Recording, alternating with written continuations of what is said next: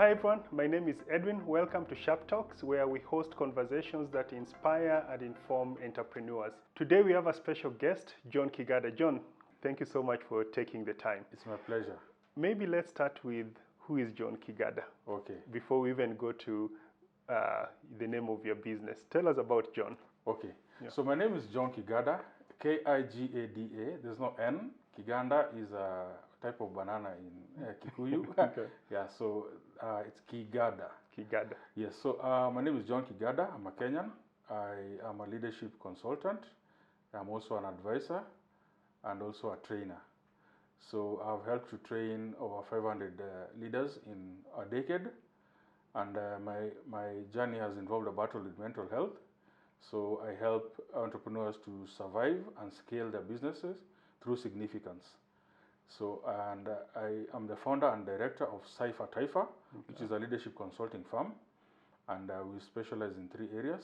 That is consulting, coaching, which is outsourced. I'm not a coach myself. Yeah. When I grow up, I'll get there. Yeah, and so the last one is courses. So I offer different courses for entrepreneurship and also one on leadership. Okay. Yes. I found the name of your business very interesting, Cipher Taifa. How do you, because one of the issues entrepreneurs have to deal with is actually branding their business. How did you come to call your business Cipher Taifa? Cipher Taifa, actually I was a rapper. Oh. And in rap there's something called a cipher. So a cipher is when you have a song that has no chorus, and then it features many artists. So, but there's no chorus. Okay. So you can have like 5 artists giving a verse each. And then, so I liked that word cipher, but also I needed to show that I'm Kenyan or African, so I just added the word Taifa. Okay. Just to give it a Kenyan touch or an African touch, a Swahili word to it. Okay. Yeah, because when you're registering a business, it has to be unique. So yes. I thought, why not put Cipher and then Taifa? Okay. Yes. Okay. So at least we are beginning to get some ideas there. When registering a business, make sure at least you brand yourself in a unique way. Tell me a little bit how you got to leadership consulting. You could have done many other things. How did you walk your journey into leadership consulting? Actually, I think my interest in business began when I was in high school. I was, in high school, you are just dumped into a class. I was in Highway Secondary School. So I entered a class. It was, I remember it was 1G, Form 1G. And apparently that class was the business class. These other classes there's one on French, there was one on woodwork, I think metalwork, I can't remember. But the class I entered, they were learning business. Just by chance you got Just by chance. Okay. So when I got there, I was like, this is very interesting. And then nearly a third of our class were Asians. So I found it very interesting. But when I reached Form 2, we started now doing accounts. I discovered I'm not good in math. So I struggled a lot with the accounting. So I dropped business as a course in Form 3, and I chose art instead. Okay. Then when I finished high school, I wanted to do a business course. So I went to, at that time there was KIM, Kenya Institute of Management. But when I got to the door, I remembered I'm not good in math, so I just walked away. So I didn't enter business school. Oh, you applied, but then I went to apply. When I got to the door, I remembered maybe I'm not good. I'm not meant for this. So I changed my mind. I didn't study the business course I wanted to do. I did an aviation course, but then I felt, no, I'm still struggling with my maths, and I'm not good at physics. So I decided let me not pursue that. Then The aviation course was at which institution? Trans-Eastern Airlines Aviation College. Okay. So I decided, let me not pursue that. So I was in that transition of trying to make up my mind on what to study. Then my mom suggested that I try going to Bible school, and I laughed. I was like, what on earth is that?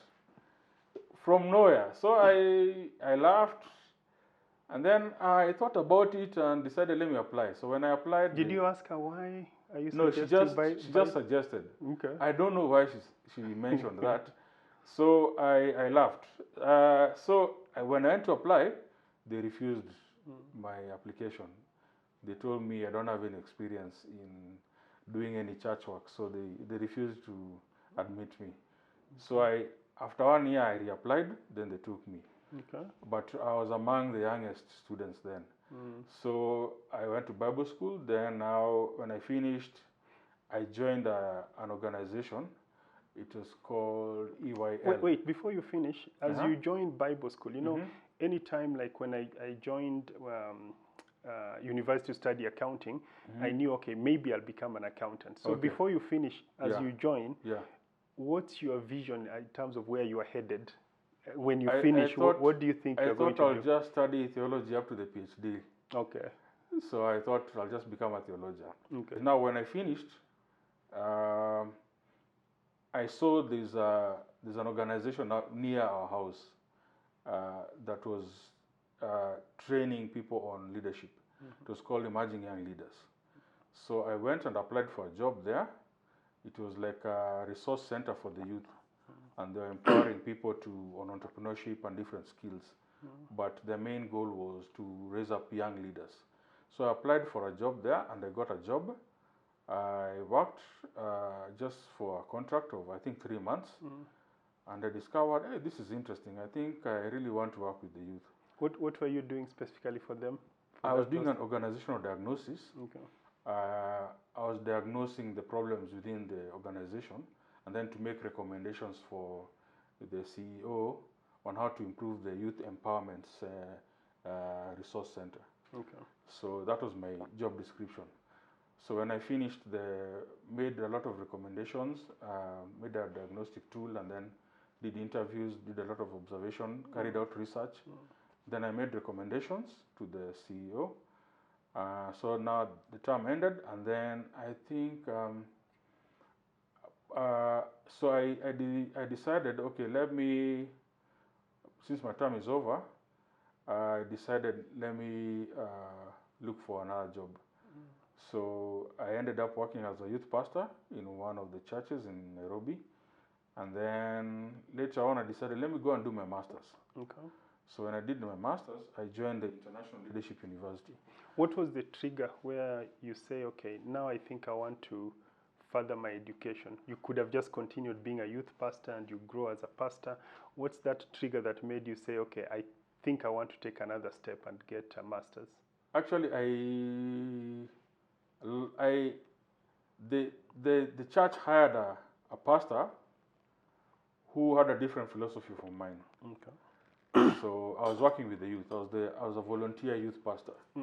So the pastor who was hired said these teens don't need a Bible study pastor, so they can just do the Bible study by themselves. Okay.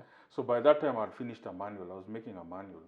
So I saw, okay, since that is your philosophy, let me just abandon ship. So I left, and then I decided I think it's time for me to upgrade my skills and get a master's, because it was all along I wanted to do a master's. Okay. I even wanted to go up to PhD level. So I went to International Leadership University. So when I joined the International Leadership University, I talked to the heads of department, so with the ideas I had, because I was told you have to come up with a thesis.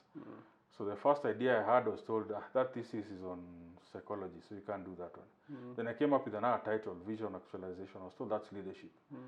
Then I came up with another one. I actually wanted to do 2 master's degrees in one university. One on education, Christian education, and then leadership. But I was told I have to do 2 theses. So I was like, for each degree, I was like, that's too much work. I don't want to do that. So I chose, let me go with the education than the leadership, because my primary gift is teaching.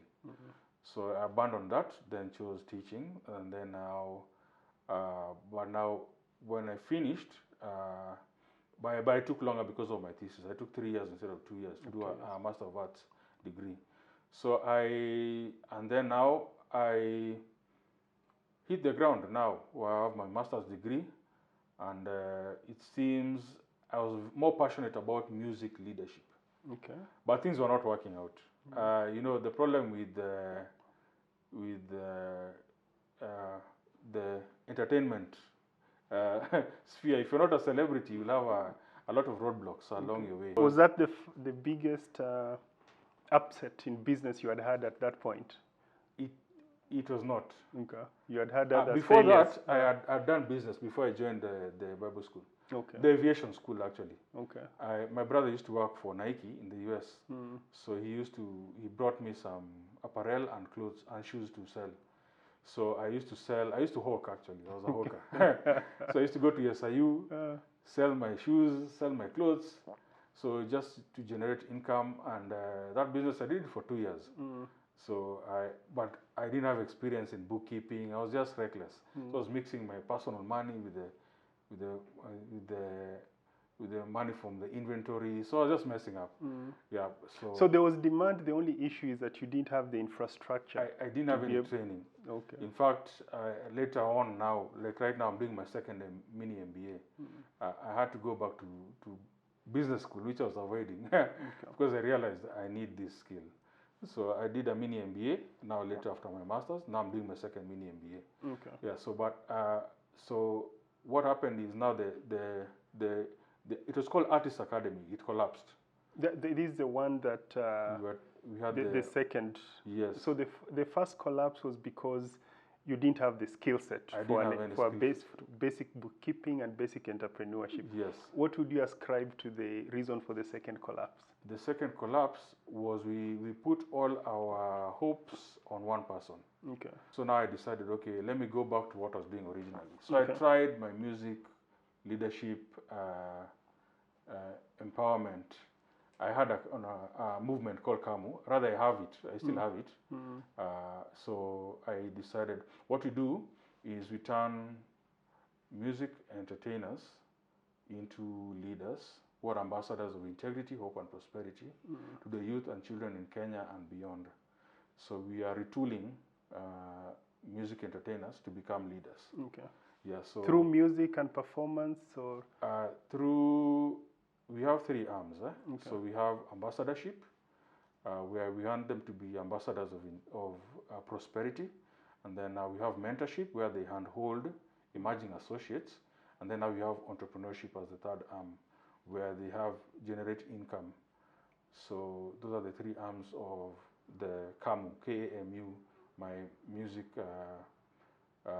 movement, music empowerment movement. Okay. So I tried to push it for a few years, but I didn't make headway.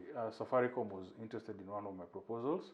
I'd come with the proposal for music communication and leadership development program. It's a long name, but the concept came from Daystar.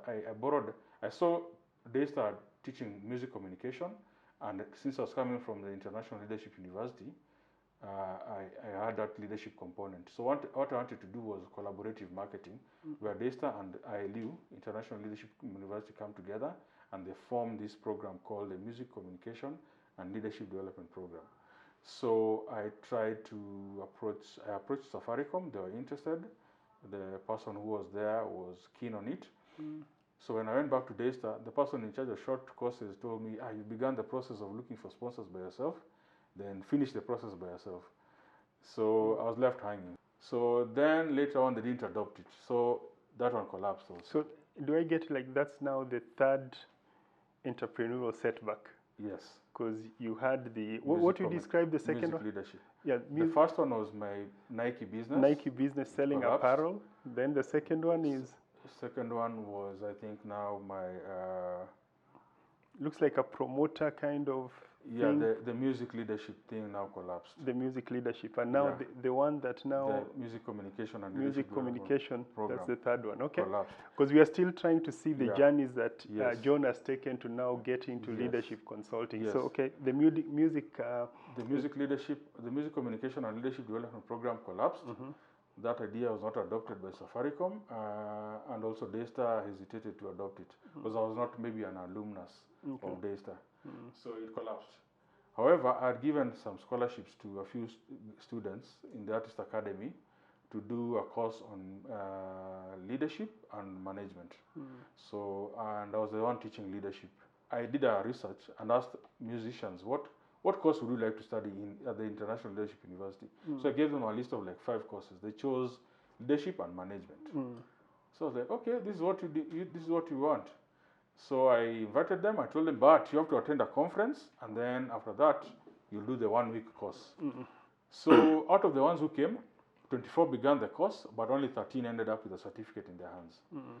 So I saw there's a need for them to study leadership. So then that's when I got that idea for the music communication and leadership development program. Then it didn't work out. So I was like, okay. So I registered a company and decided, let me pivot during COVID. I did, even before COVID, I think 2019 there, I registered a company, now the Cipher Taifa, and decided this music leadership thing is not working out, let me pivot to something else. So I was looking for ideas. Then I decided to go back to school now. So I went and now did a course by Synapis, which is just they train entrepreneurs. I did a short course. Then later on, I went and did a mini MBA. So as you go to do this course at Synapis, yeah. What is the issue you are trying to address for yourself? Again, what's the trigger for you to say that, okay, I'm going to go to Synapis and learn this skill? What is the skill you are trying to acquire at that point? At that point, I was trying to get business skills because I decided, okay, if I'm going to run a consulting firm, because I now had registered the Cipher Taifa consulting firm and leadership consulting, then I need to have some business skills because I'm the one who's now, I'll be doing everything. So I need to have some sales skills, I need to have some marketing, I need to know a bit about marketing, I need to know all the components of a business. So when I looked at the curriculum, I was like, yeah, this is very impressive, it will give me some basic skills. So I need to know my break-even point, how do I cost my courses, because I was trying to develop some courses also. So I needed to know, am I making profit? What is my... So I had to know even to make financial projections. I needed all those skills. Basically, general understanding of how to run a business. Yes. Which makes a lot of sense how then you go to Synapis. But there's kind of a leap of faith here. How do you decide, even before going to Synapis, that I want to now focus on consulting? Yes. Because I've seen your journey doing music, going to theology school, training people. When does the bulb go on and say, you know what, I want to now focus on leadership consulting and I'm going to register this company called Cipher Taifa? Yeah, so now I discovered my gift mix, because most people have a mix of 4 gifts. So in my gift mix, I have a gift of creativity, administration, leadership, and teaching. So I discovered, okay, I've trained on, I've tried this creativity thing, it's not working. The music thing is not working. The leadership component, I need to explore it. And then the teaching, because now I have my master's, I have gotten a Christian education master's. So now I decided, let me now focus on the leadership part. So now I decided, so I did some, discovered my sweet spot. So I did some, when I was being trained with the Synapis, we were told to now look for a sweet spot where your mission, your profession, and now your mission, profession, and your passion, where they meet. So I discovered my sweet spot is actually in teaching biblical leadership. But then now I need to have a target. Who am I teaching? So I discovered the most profitable segment would be entrepreneurs.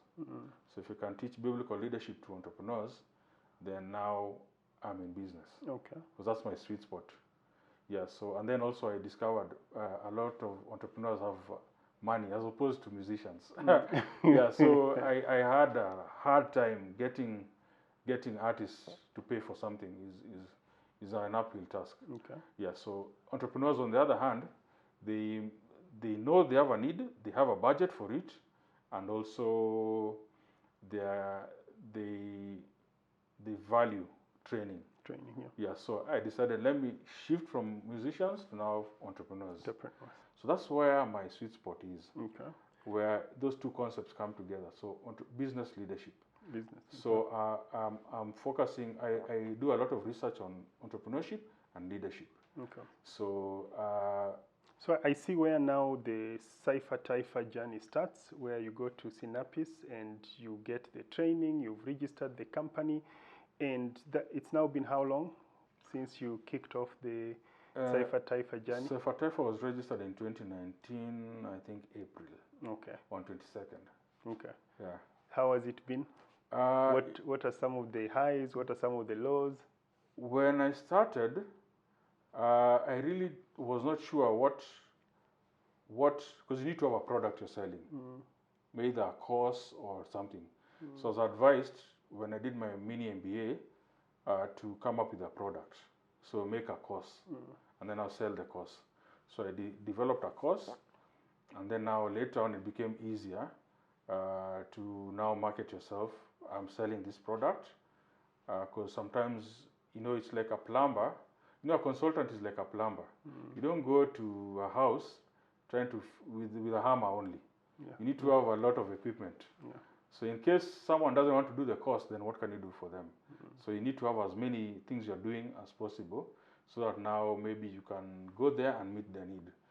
So I decided now to develop a course, and then later on I specialized on entrepreneurial leadership.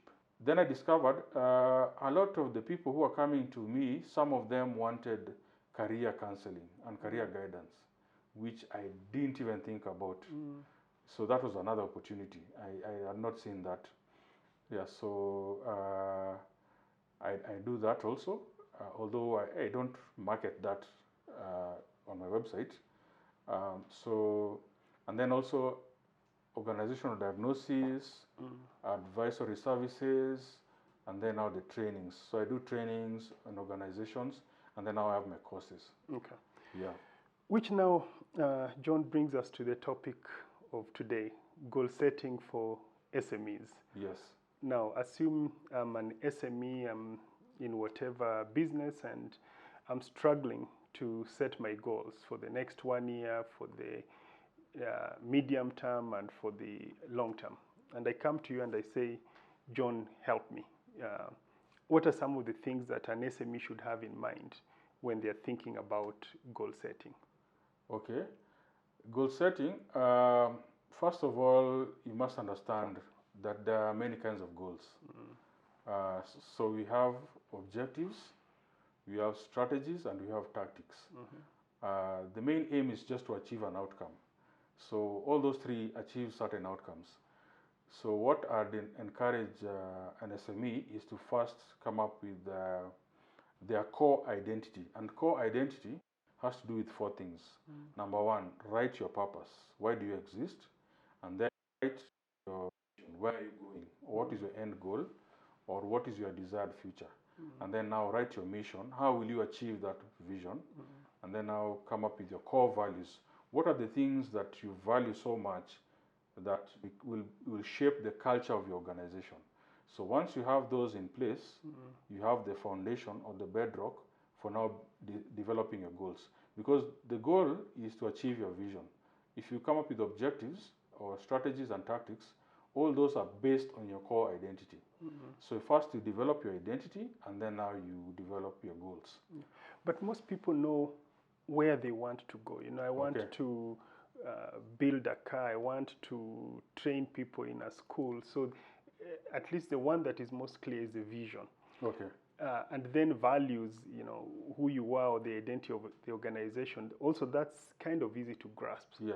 The one that seems to confuse people a lot. Okay. What's my purpose? What's my mission? Okay. And how is it different from my vision? Okay. If you can just go through that again so that people can get to figure out the difference between my purpose and my mission? Yeah.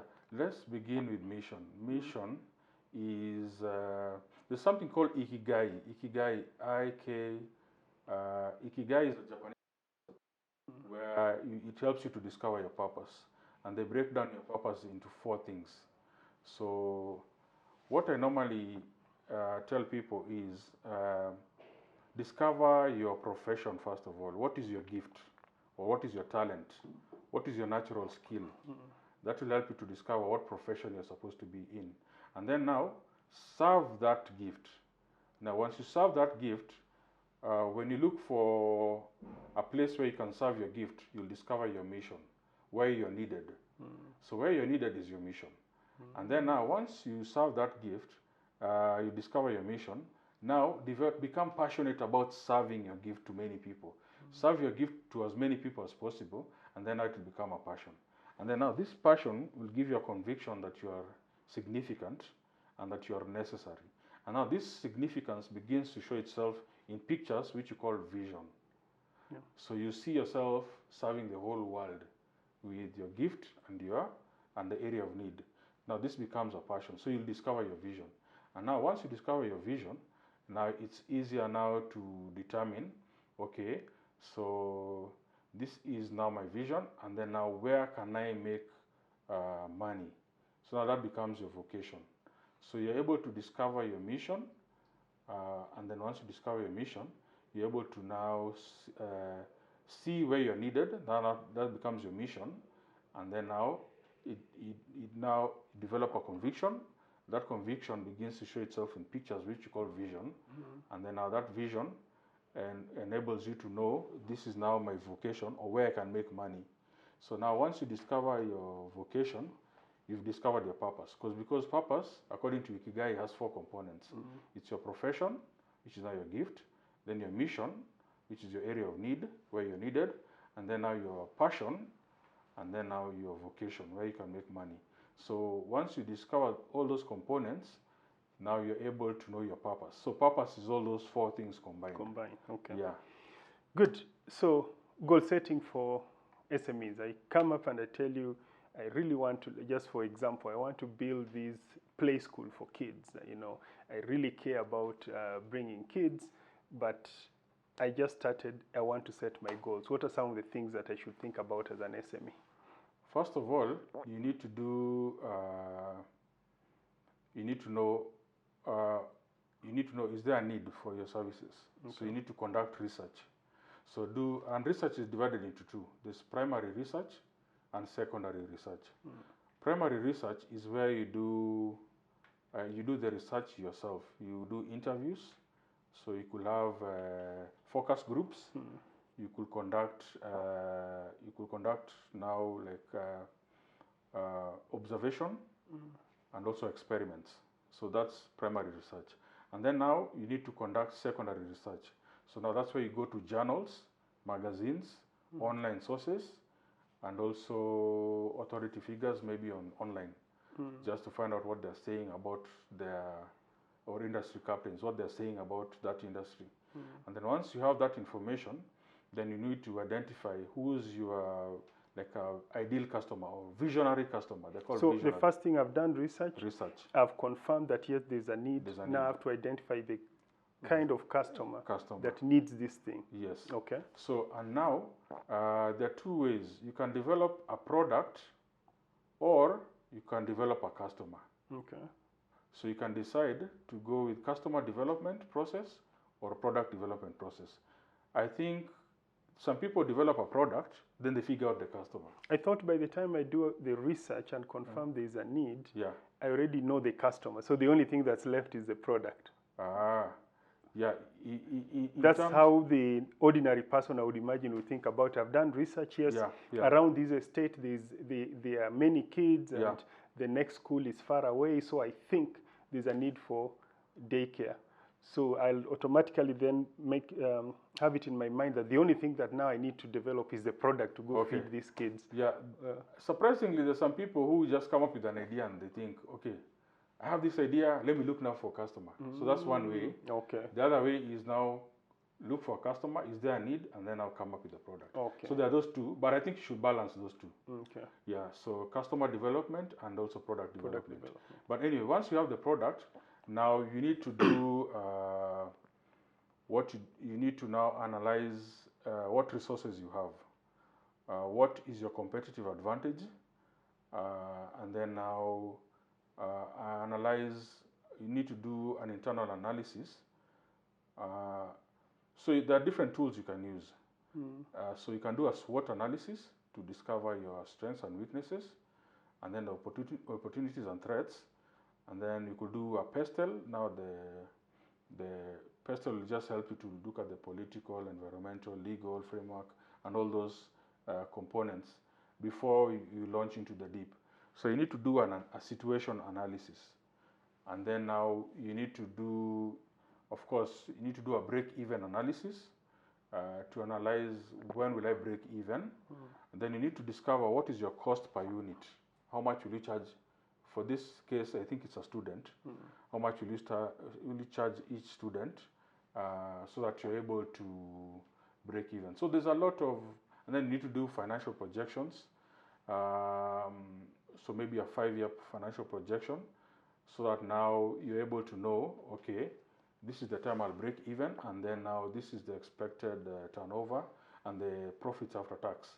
So you need to do a lot of calculation in terms of your numbers to find out if it's a viable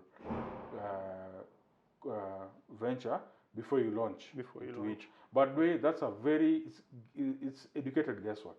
So planning is good, but you also need to be flexible. That's one of the things which you need. You need to cast your vision in ink, but cast your strategy with pencil. Okay. So I've done the research. Yeah. I've now developed the product.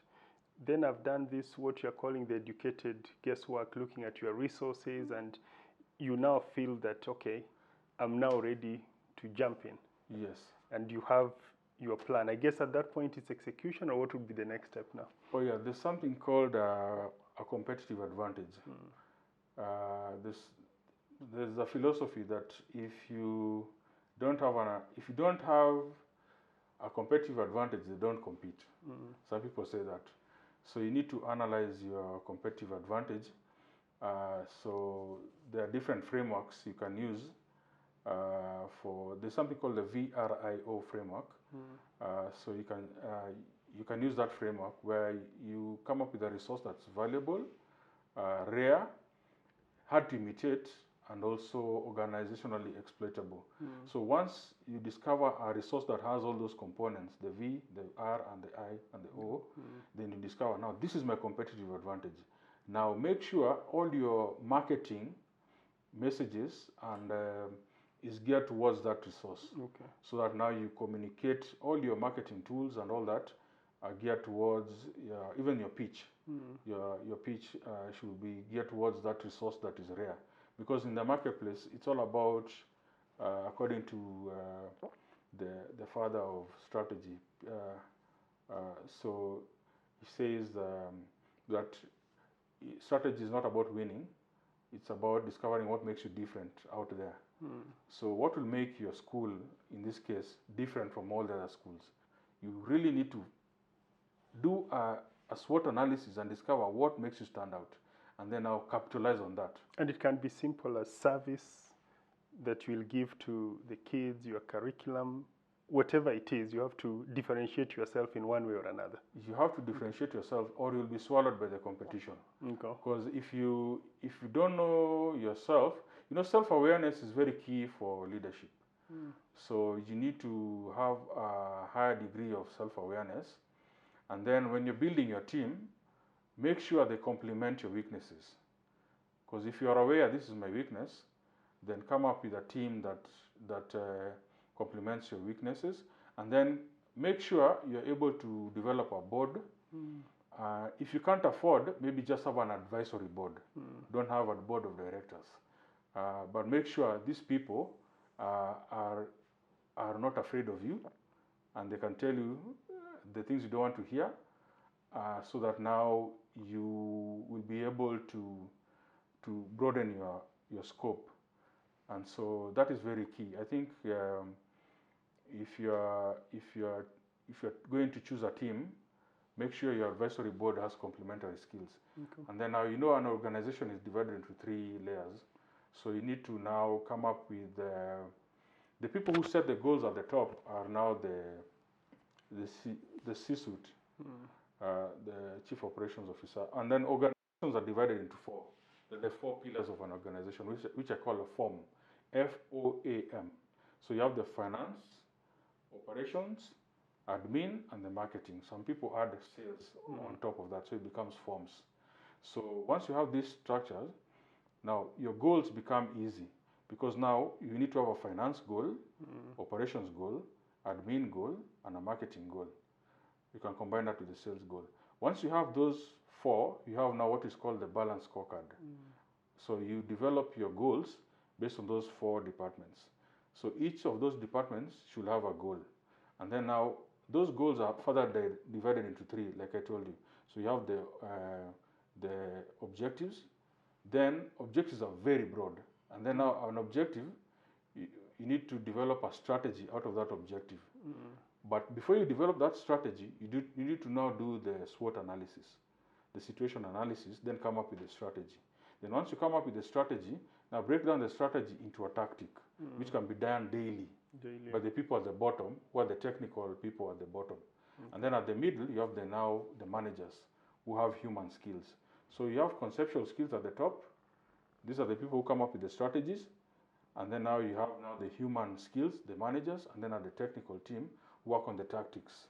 What about if I'm just starting off and it's just me and my idea and maybe an assistant? Okay. I guess I have to then split myself into each of those functions and be clear that, okay, today I'm dealing with the F. Yes. I'm dealing with the finance issues. Yes. Then today I'm dealing with operational issues. Yes. How can one then be able to skip from one role to the other? Yes. If I were to tie us back to where we started, you remember you said the reason why your apparel business did not work is because it seemed like you liked the admin part of it and the finance part of it, if I to use that framework that you are giving. Yes. How can somebody who is starting off as an entrepreneur be able to serve all the four buckets? Yes. So you split your four components into a weekday. Okay. So Monday you can decide I'll work on finances. And then on Tuesday I'll work on operations. And then on Wednesday I'll work on marketing. And then administration I'll work on it on Thursday. So each day you make this day is for one just choose one theme and work on it. So for the finances, you could get someone to do your bookkeeping. If you're not, if you don't like accounts or that's not your strength and you don't have the skills, get a bookkeeper who will be checking your books on Mondays. And then for the operations, make sure you map out, there's something called a process map. A process map is like a diagram which shows how raw materials become products in your company, if you are a product company, or all your operations. It's a diagram that shows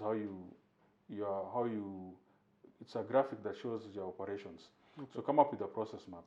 So analyze your process map on the day of operations.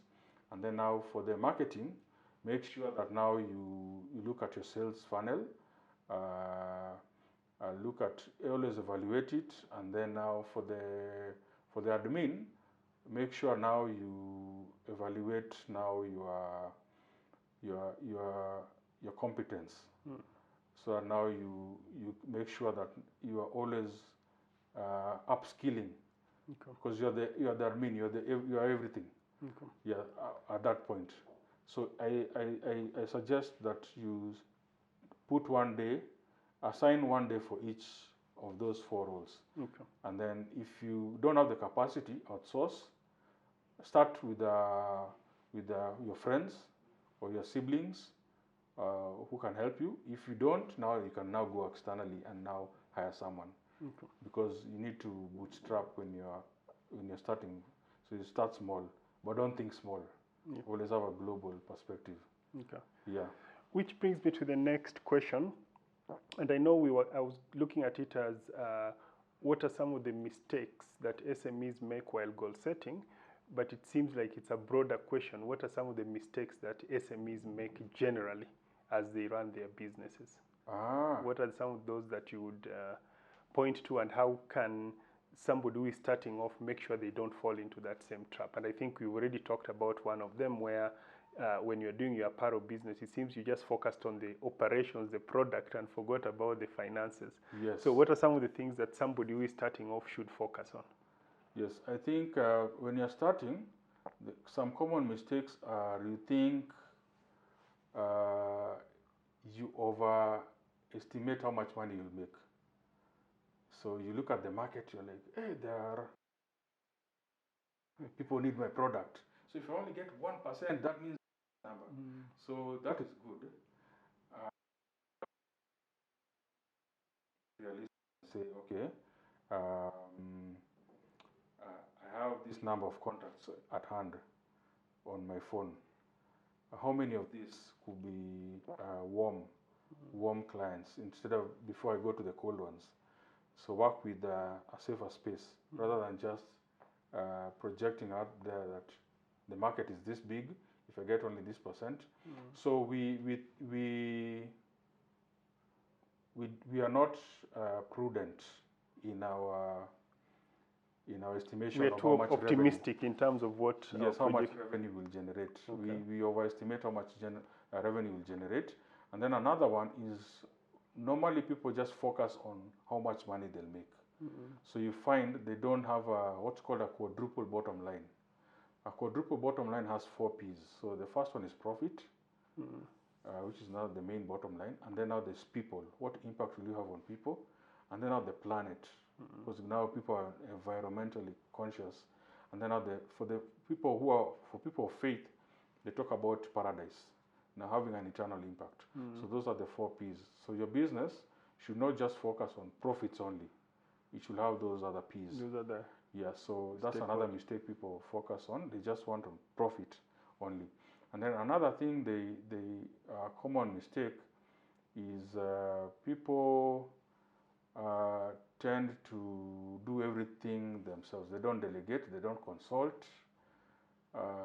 So especially if you're opinionated in your personality and you don't take advice, you're a bad listener. Some people tend to think they'll make it by themselves, especially those who are very gifted. Maybe you're intelligent or you're highly gifted. Maybe you're a craftsman. So you tend to be a one-man army. So you don't build a team. So that's another mistake.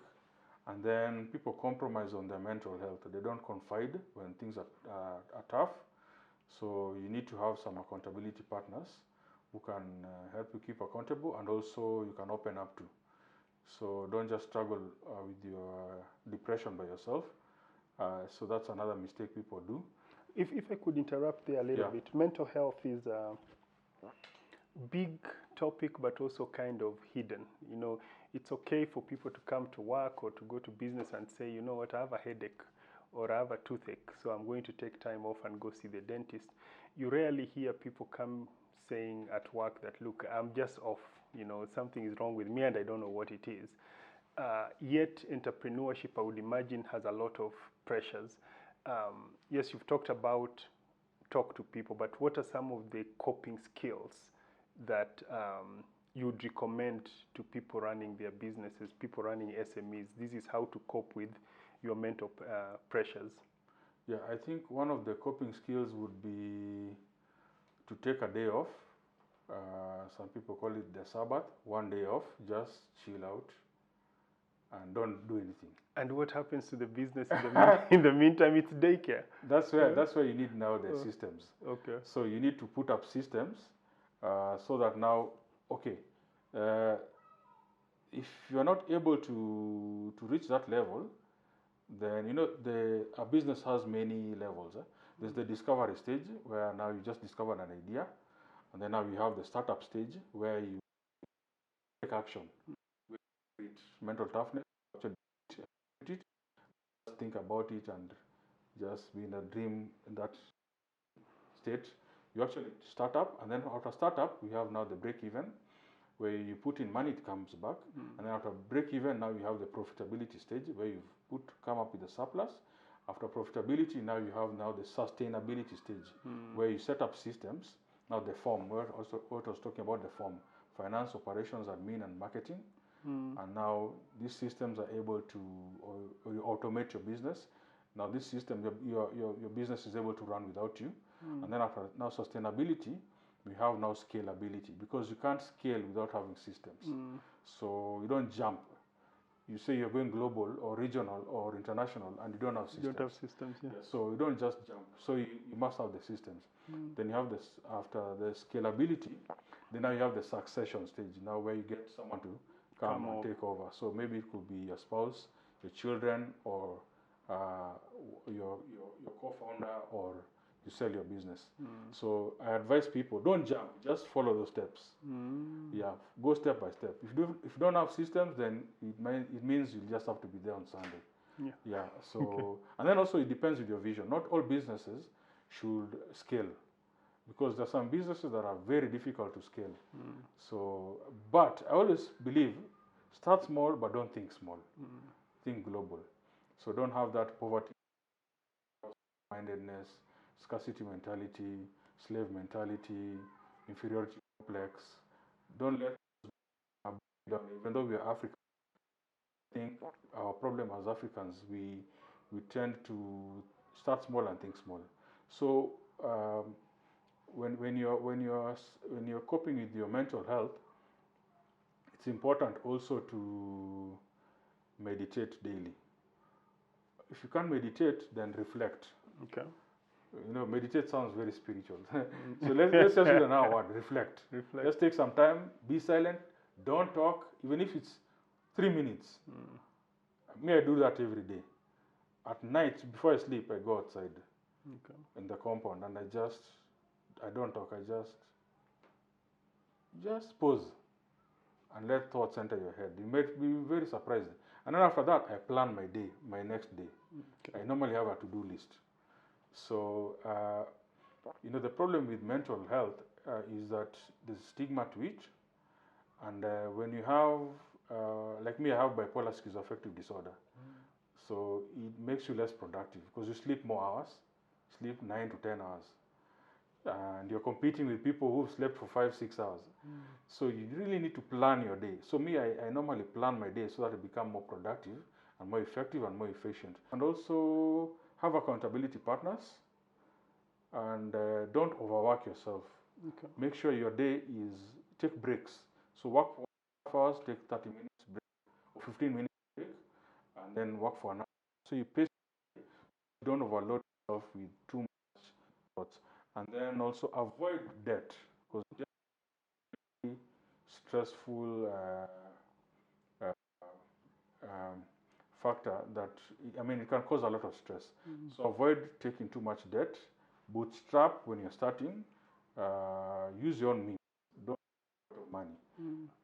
Just borrow only when you are either scaling or when you are very sure you've landed a contract, maybe a tender or I don't know, a contract. So that's when you borrow. But that seems so counterintuitive, because a lot of people are like, okay, I have this idea, I've done the research, now I am going to develop the product or the customer who can give me money. That tends to be the natural thought process. But you're saying, no, don't borrow yet, live within what you can bootstrap at the beginning. Just try and bootstrap. If you can, borrow money from your relatives, and then now expand to your friends. Beyond that, because there's something called patient capital, where people are very patient with you. Even if you take 1 year to pay me, it's okay.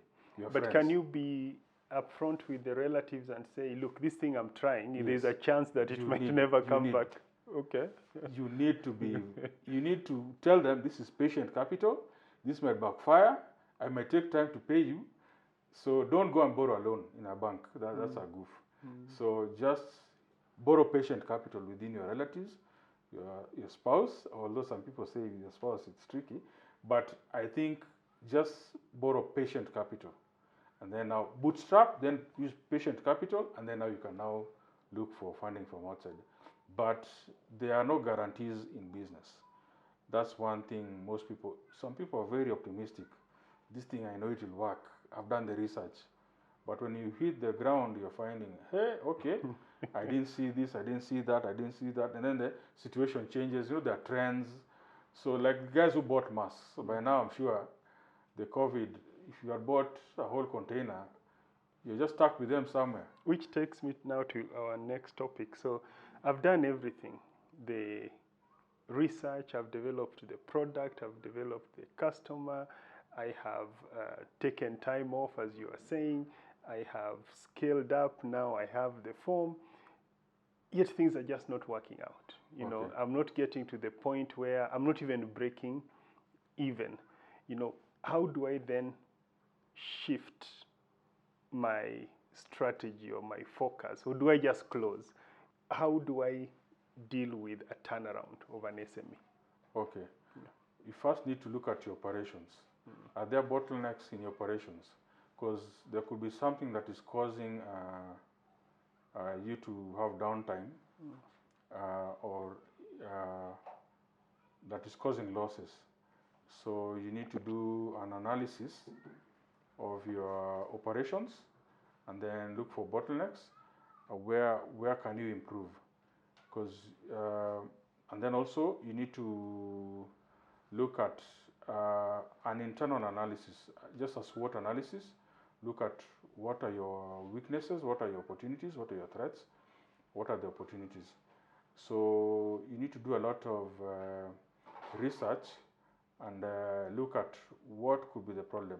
And then once you discover, okay, this is not working out, maybe now it's time for me to pivot. Then you can now pivot. Now introduce more products, but make sure they're related with what you're doing, so that it's not completely foreign and now you have to do all over, you need to do market research and all over again. Okay. So maybe just make sure it's something that's almost related to what you're doing, complementary to what you're doing. So diversify your portfolio, but specialize within your areas of strengths. So you make sure it is within your strength zone, so that now you're not swallowed up by the competition. Always look for areas where there's less competition, where you can dominate the market early and become the industry captain. And also invest in innovation. So your R&D is important. Research and development is important. Don't just say, I'm at the top, or this area has very few people, so you don't keep doing research. Always keep innovating. And then also you make sure your succession, you have a succession plan. That by the time I'm at this age, I'll have left the office, the helm of my company, and I'll have transferred the leadership to someone else. And you groom someone as they go along. And then also think big. Don't just think locally. Act locally, but think big, so that your business becomes a brand that transcends your country and becomes a multinational. Yeah. Good. Last one for SME entrepreneurs. What would be your parting shot? We've gone through the things they need to do, how they need to set up, the challenges, mental health. At the end of this discussion, what would be some of your parting shot, including how do they get in touch with you if they're interested in these kinds of ideas in terms of growing their businesses? Okay, I think my parting shot to entrepreneurs is seek training. Go to Strathmore, go to Synapis, go to Cipher Taifa. Even Cipher Taifa, I'm here to help you. I'm a specialist in entrepreneurial leadership. So in case you are interested in values-based entrepreneurial leadership, and you want to be significant, and also you have a passion for trying to survive. How do you survive? If you want to know how to survive, when you have mental illness, you have to learn how to survive. So I've learned the hard way. And also, if you want to scale your business, I'm the person to go to. So you can always check me out, Cipher Taifa. You can check out my website, www.ciphertaifa.org. Cipher is C-I-P-H-E-R, not with the Y.